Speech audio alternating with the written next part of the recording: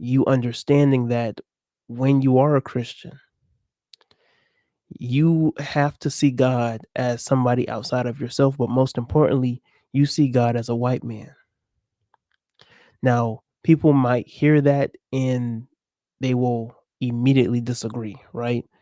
They will immediately try to tell you that they don't see God as anybody. God could be white, purple, black, blue, yellow. It don't matter who he is as long as he died for our sins.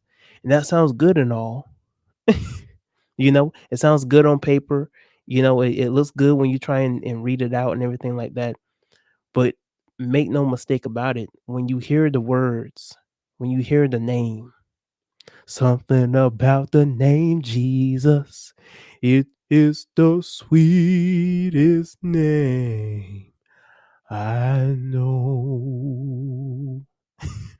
When you hear that sweet name Jesus, have no mistake, make no mistake about it, you see a white man.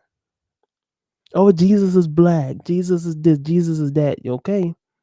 It sounds good.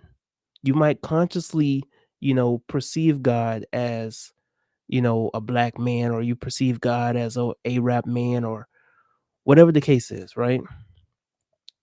But make no mistake about it, you see God as a white man. When you hear the words and when you hear the name, do not immediately consciously perceive Jesus or God as a black man, because you were not programmed to see yourself as God. Other people particularly may see themselves as God. Other people may particularly see a heroic or messianic figure in their own image. But when we have this white and black dynamic, we see the other people as God. And it shows in the way that we treat one another. And most importantly, it shows in the way that we treat other races of people. Most importantly, white people. And so when you deal with this dynamic of seeing God as a white man, you're going to take the words of what other people have to say about your children, what other people have to say about your health, what other people have to say about your own spirituality, before you will even hear the utterance of what somebody else who looks like you have to say about it. It's almost like you have to get confirmation and validation from other sets of people, from Europeans, in order for them to verify what you alone already know deep within. You know what I mean? It's almost as if, you know, a black person, and I'll use Dr. Umar as an example, right? As much as we like to make fun of Dr. Umar was given hell back in 2018, 2019. I'll never forget this. A lot of black people were giving Dr. Umar hell because he was trying to build a school that no black people wanted to really help him out with. So it took him a lot of time for him to even confirm a property, because black people didn't even believe in his vision as it was. So he had to work with the scraps that he had to be given, and he had to deal with all these different problems, all these different things. And he had a specific vision for what he wanted for his school, and nobody wanted to help him out. People thought he was sus. People didn't even think he was an actual doctor.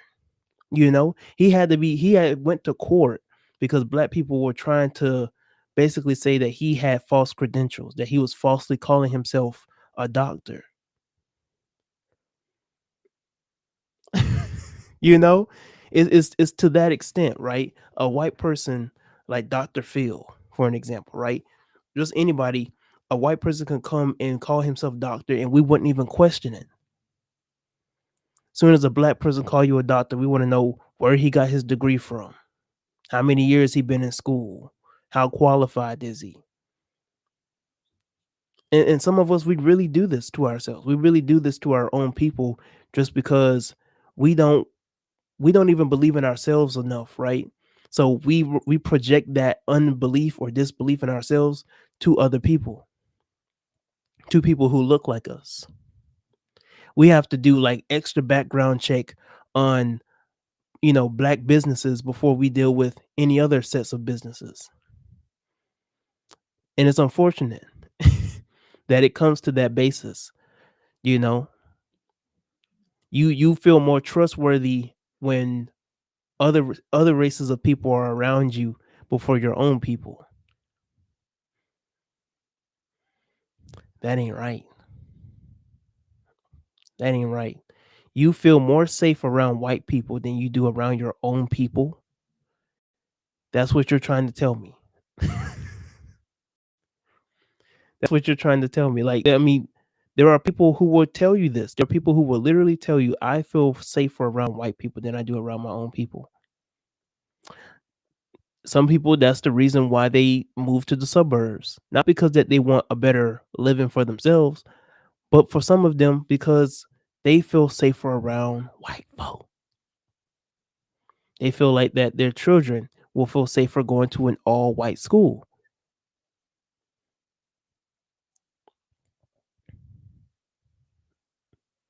It's the truth. And because of that, a lot of their children, a lot of these black kids grow up just completely unaware of their blackness, completely unaware of their excellence, completely unaware of their history. You know, you give them these Eurocentric names, and you give them these Eurocentric concepts, just make them completely unaware of their own reality. And I'm not saying that you should, indoctrinate your children with victim mindsets or victim mentalities. That's not what blackness is. A lot of people associate blackness with the struggle. That's not what I mean. I want I want your children, and I need black people as well to be aware of who they are in this world. And who you are in this world is not a threat. You know what I mean?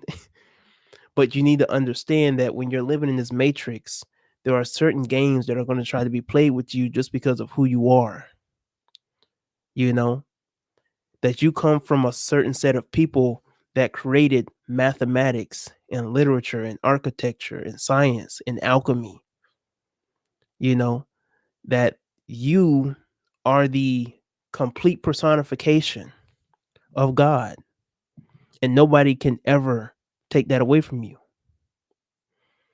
That you were the first